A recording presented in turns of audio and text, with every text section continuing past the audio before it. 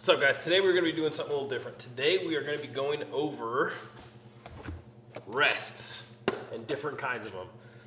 Right off the bat, this is the QAD, Quality Archery Design drop away rest. This is a cable driven rest, which is one of the rests that we'll be talking about. And this is the rest that I've been running for 3 years now. Boom, boom, boom. This is my third one. 4 years now, 3 years now, something. Anyways, I love this rest, and that kind of inspired me to talk about the different kinds of rests that you can have for your bows. So that's kind of what we're going to do, and we're going to start off right off the bat with, what I'm going to talk about is the Whisker biscuit. Okay, so Whisker biscuit is probably what most of you all started on. It's probably the most bulletproof rest that you will ever find. This is it, all right? So the concept is, let me put this bad boy back in. So the concept is, it's full containment, and there's almost nothing that can go wrong, right? You put the arrow inside these little bristles, and it's free floating in the hole. So you just slide, you just put the arrow in your bristles, and that's it. That's all you do. It stays there. It's pretty good. It's not going to fall out if you're going through, tough stuff or walking or anything like that. It's a solid bulletproof arrow rest. Set it, lock it in, good to go. I would suggest broadhead tuning with it still, but it's an extremely solid arrow rest, and I think everybody in the world starts on one. I started on one on the last 3 bows, on the first 3 bows that I had. So it's a very viable option for a rest, and a lot of guys still use them. It's bulletproof. It's very solid. It's going to be pretty hard to bump out of place. Most of them have a spot for 2 screws to put into the burger holes if there's 2 available. But it's overall just a really secure rest. You're not going to have to worry about it much. There's not any maintenance that you have to worry about with it. You simply slide the arrow on in the bristles, and it stays perfectly good. The next rest I want to talk about is a cable-driven drop away. All right. Now this is, like I said, this is the preferred one that I've used for the last 3 or 4 years. This is the QAD, once again, Quality Archery Designs. I'm so used to saying QAD, I almost never say the whole thing. So same kind of concept here. Basically, it starts in the down position, okay? So as you can see, it is down flat on the riser, on the shelf. You simply put the arrow, see if I can do this backwards, and with my left hand. You put the arrow down, and then you push, there's a lever. Ooh, I can take this off too. So there's this lever right here, this little thumb paddle, and it adjusts, it moves. So, bet you I can take that off too. So, you flip the lever down, and it raises the forks on the rest. Now, you'll notice there is some more play in it, and that'll come in handy in a second here. But like I said, it's full containment, so it's pretty hard for an arrow to fall out of this. And then you tie the string into your cable, if you can see that right there. So then when your cable is rotating down as you draw back, it tightens this string up, which then, as you can see, sets that fork in full position, in full upright position.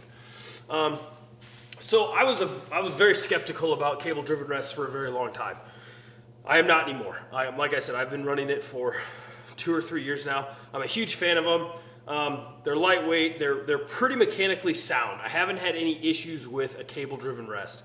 I haven't really had any issues with rests in general. So nowadays, if you're worried about technology, that was kind of my thing.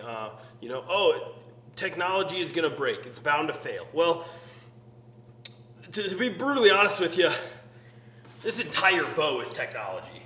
All right, the cables, the cams, how they rotate, the roller guard, it's all new technology that allows us to be more efficient archers, allows us to shoot further, heavier arrows, lighter arrows. It allows us to be more accurate.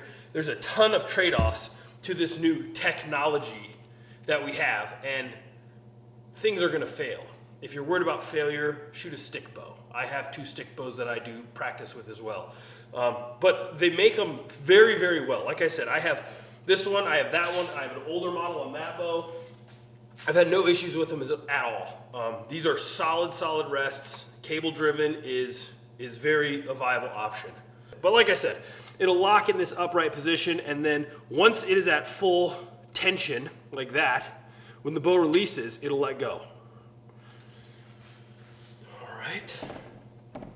Now, and you're gonna have to excuse me on this one because this bow has been hung up for many, many years. It's very dusty and dirty, but it is the only one that this old school rest will fit on because like I said, I've had cables, I've had those for the last 4 or 5 bows that I've had. So this is a limb driven. This is from Vapor Trail. So the difference between limb driven and cable driven is right in the name, okay? So cable driven is attached to the cables. Limb driven is attached to the limbs. So as you can see up here, and this is an old Matthews Traverse too, so it's old technology as it is.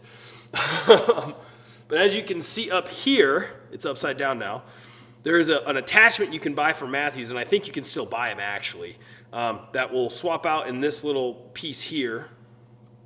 It'll swap this little piece out here, and it'll give you a little loop to be able to tie your limb-driven rests to. So basically what happens is it's at full tension when it's down, flat like this. And it may not be perfect. Like I said, this is an old bow. This is an old release or an old rest. Show me some grace here, guys. But it's what I had lying around without going and purchasing a new rest. So it'll do well for the video. But at full tension, this string is tight. As the limb bends down, this will loosen up, which will cause the rest to engage up. Okay, so I'll show you that in a second. So this is attached directly to the limb. Now, the pros to this, I shot this for many years too. I'm not against limb-driven rests. I truly enjoy them too, and I think Vapor Trail makes a really solid one. The pros are if there is a malfunction or if this breaks, if your cable string breaks, there's not much you can do about it in the field.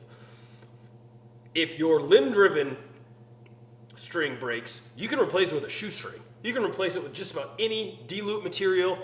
You can replace it with 550 cord if you have it. A lot of stuff will substitute for that in a pinch. And so it's nice to have if you're going backcountry, if you're carrying some D-loop material in or something like that. It's a nice quality to have. Like I said, I've had these cable-driven strings on for years, and I have not replaced them. So it's not like they're snapping all the time. It's a pretty rare thing to do, but it's nice to be able to have the access to just put a shoelace on or some D-loop material or whatever you have lying around to make the connection. Because like I said, as soon as this limb is pulled, as soon as it's at full draw, this will relax and that rest will rise up. So this is the only piece you have to worry about. You don't need a press to put it in the cables, nothing. Like I said, Vapor Trail makes a really, really good limb-driven drop-away rest. I truly enjoy them. If I was shooting limb-driven, it would be Vapor Trail. I simply really enjoy the QAD. A huge difference for me that I personally enjoy is this is how you're sitting all the time. So when your arrow is in here, and this is an old arrow too, but when your arrow is in here, ooh, maybe. Yep, so when your arrow's in here, it's all loose in here. This is the range of motion that it has. Now, like I said, I've hunted with this exact setup a lot, and so you kind of get used. You put your finger on it, and that stables it, and you get used to drawing back like that. I mean, there's workarounds. It's not a make or break deal for me. But the caveat to that is, old arrows, knocks fall out, is with this one, when you throw an arrow in here, that's about how it is. There's not a whole lot of movement that needs to happen to go to full draw. You're up, normal walking around like this. When you're spotting, stalking antelope, anything that you're doing, you're like this. So there's a lot less movement going around. Now, I will admit, I still do hold the arrow like this when I'm hunting because I don't want any movement whatsoever. But it's not a deal breaker the way that the Vapor Trail holds the arrow. That's not at all. Like I said, I hunted with that for a long time. So these are just a couple different options of rests that you have available to you. I know Vapor Trail has a new one, a couple new ones out actually. QAD has a couple new ones out. The one that doesn't seem to change is the Whisker biscuit.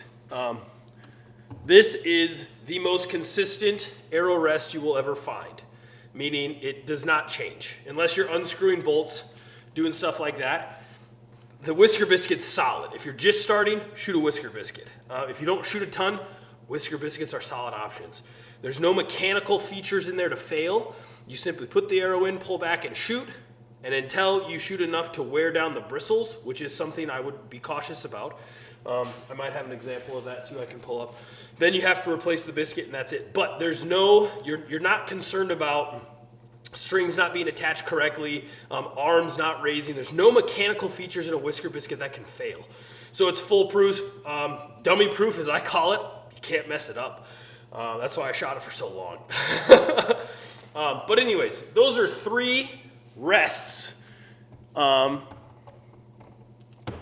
Those are 3 big rests in the industry right now. Cable-driven, limb-driven, and Whisker biscuits. There's a lot of different cable-driven. There's a lot of different limb-driven. There's actually a few different Whisker biscuits out there too. Octane, I believe, made one for a while, and it was like 3 prongs, kind of like this, and it was meant to sit around the veins, around your veins. So when you're shooting, the only contact when it goes through is around your veins. Now, if you're shooting a 4-fletch, that doesn't quite work, but, you know, details. If you're shooting a 4-fletch, you probably aren't shooting a Whisker biscuit. Whisker biscuits are great for beginners. They're great. My dad still shoots a Whisker biscuit. He's been shooting for 20 years, just like I have. They're foolproof. You can't break them. They're not going to fail. They're solid rest. But there are some drawbacks as far as vein contact. You know, it's going to contact your vein all the way through. So if you torque it, it's going to have contact with that arrow the entire way until it leaves. So if you're torquing your bow, it can affect impact, stuff like that, which is a perk for the cable-driven rest. The cable-driven rest has the least amount of contact with your arrow because it does not come to full capabilities until it's almost at the end of the arrow. And so that means it drops faster. So when your arrow is through, it's having less contact with the arrow before it falls. The limb-driven, as soon as you start drawing back, that arm is being lifted up. So when you shoot, it has more contact with your arrow. Now that can be good if you're not torquing. It can also be bad if you are torquing. So there's plus and minuses with all of these different types of rests. The thing that I say about everything is shoot what you're comfortable with, shoot what you like. I like the cable driven because I can put it in full position and then draw back and not worry about nothing else. I like the limb driven because it's full containment. It's not going to pop out regardless of positioning or anything like that. So it's all personal preference really is what it boils down to and what you like. So anyways, guys, thanks for tuning in. I'm going to be dropping more educational videos. So if you like this stuff, drop a comment, leave a like. Don't forget to subscribe to my channel if this is your first time being there. Also, check me out on Instagram, Facebook, and TikTok. TikTok's not banned. Generationally, that'll make sense. But yeah, check me out on Instagram, Facebook, TikTok. Subscribe to my YouTube channel.